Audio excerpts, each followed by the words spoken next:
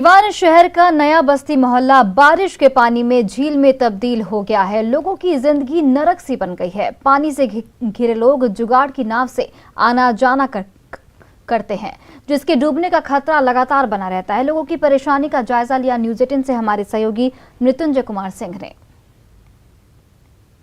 ये न कोई नदी है, न तालाब और न ही बोटिंग पैलेस। जी हाँ, ये है महादेवा नई बस्ती का ये मोहल्ला, जहां आप देख सकते हैं पूरी तरह से झील में तब्दील हो गया है। देखने से आपको ऐसा लगेगा ये बोटिंग पैलेस है, लेकिन नहीं।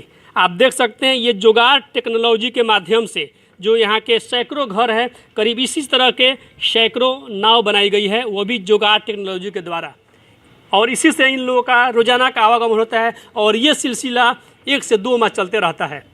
हमारे साथ यहाँ का स्थानीय हम जाने की कोशिश करेंगे कि आखिर ऐसा क्यों और क्या परेशानी होती है। हाँ सर, क्या करें, हम लोग का ये ऐसा ही परेशानी है। हम लोग ना कोई देखने वाला है ना कोई सुनने वाला है। ये पानी निकलने का कोई रास्ता ही नहीं है। क्या डर नहीं लगता आप लोग को? अब डर तो लगता है, लेकिन फिर भी क्या करें, ऐसे भी जाते हैं आते हैं। आपको क्या परेशानी हो रही है? डेली का स्कूल जाना आना रहता है हम लोगों का। डर लग रहता है कब वो लोग गिर जाए, कब नहीं। स्कूल भी छूट जाता है, बस भी छूट जाता है। डेली का परेशानी है। यहाँ कोई देखने वगैरह वाला है नहीं हम लोगों को। ये नाव कैसा है और कैसे बनाए हैं? सर ये नाव हम लोग अपने खुद से बनाए हैं और ये बहुत रिस्की काम है। तो ये आप देख सकते हैं जो ये इन लोग आने जाने का साधन है, खतरों से खाली नहीं है। जुगाड़ टेक्नोलॉजी द्वारा बनाया गया है और नाव एक इन लोग का यही एक सहारा है। चूँकि करेंगे भी क्या, नाव भी है नहीं, कोई दूसरा ऑप्शन भी नहीं है। और ये सिलसिला लगातार कई महीनों चलते रहता है। ऐसे कई ऐसे घर हैं जहाँ पूरी तरह से डूबा हुआ है और इलाका जो है ये झील में तब्दील हो गया है। आवश्यकता है जिला प्रशासन की पहल करने की, स्थानीय जनप्रतिनिधि की पहल करने की, नगर पालिका की पहल करने की, ताकि जो इन लोगों की नरकीय ज़िंदगी बनी है वो कम से कम मुख्य धारा में लौट सके और यहाँ की जो पानियाँ हैं वो कहीं निकल सके। मृत्युंजय कुमार सिंह, न्यूज 18 सिवान।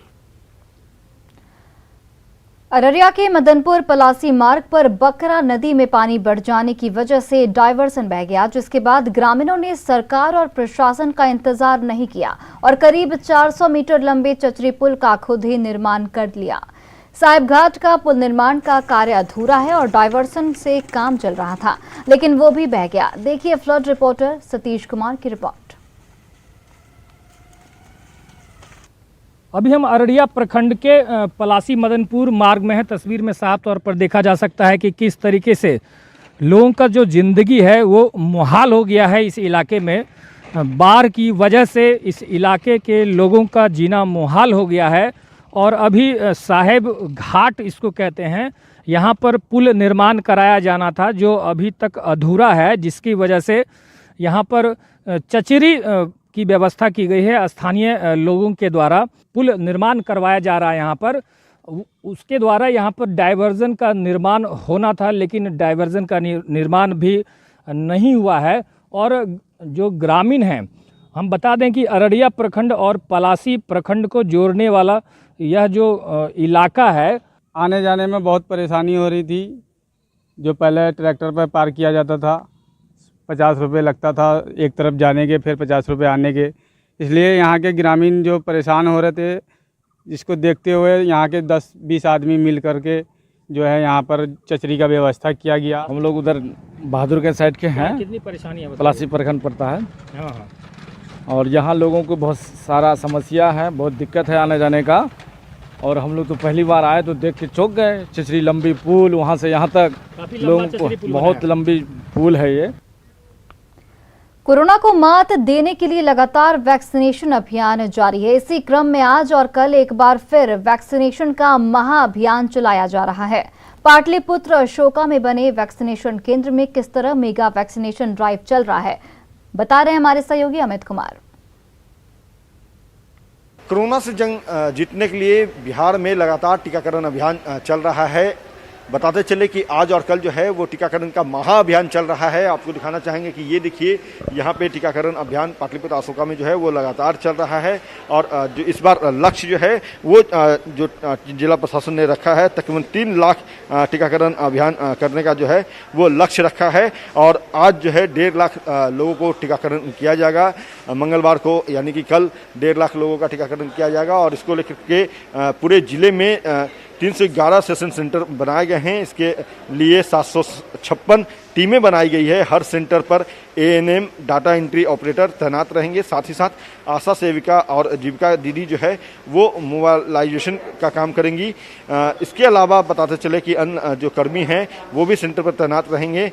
मंगलवार को जो है सुबह 8 बजे से शाम 4 बजे तक विभिन्न जो टीकाकरण केंद्र है वहाँ पे टीकाकरण होगा। हालांकि इस सेंटर पे लगातार टीकाकरण जो है वो किया जाता रहा है और जो अधिकारी हैं वो लगातार मॉनिटरिंग कर रहे हैं। बताते चले कि जो शनिवार तक जो वैक्सीनेशन का जो काम था वो लगभग 40,31,522 डोज जो है वो लोगों को दिए जा चुके हैं और अब 3 लाख का लक्ष्य जो है वो जिला प्रशासन।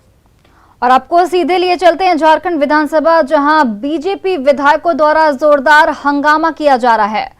और देखिए सीधे लाइव तस्वीरें आपको दिखा रहे हैं हम। झारखंड विधानसभा में जोरदार हंगामा हो रहा है और हमने आपको पहले ही बताया था कि आज का जो सत्र है वो हंगामेदार होने के आसार हैं, क्योंकि जिस तरीके से नमाज अदा करने के लिए जो कमरा अलॉट किया गया था उस मुद्दे पर राजनीति गर्मा गई है। दीपक जी 1 मिनट अम्बा पर सूचना में। अध्यक्ष महोदय, पहले तो मैंने सरकार को धन्यवाद दिया जो रोजगार के प्रति इतनी गंभीरता दिखाई और नई नियुक्ति नियमावली। माननीय सदस्य अपने आसन पर जाए। माननीय सदस्य अपने आसन पर जाए। आसन का मजबूरी को भी समझे। मैंने ये भी मांग किया है कि जो नियोजन नीति में कई संशोधन के लिए काफी आवाज उठी है, मांग उठी है, उसको संशोधन करने के लिए नई नियुक्ति नियमावली को, उसके लिए भी मैं अनुरोध करती हूँ माननीय मंत्री जी से और कि उसपे संशोधन करें और साथ में पढ़ेंगे अमर जी। और फिलहाल इस बुलेटिन में इतना ही। आप देखते रहिए न्यूज़ 18 बिहार झारखंड।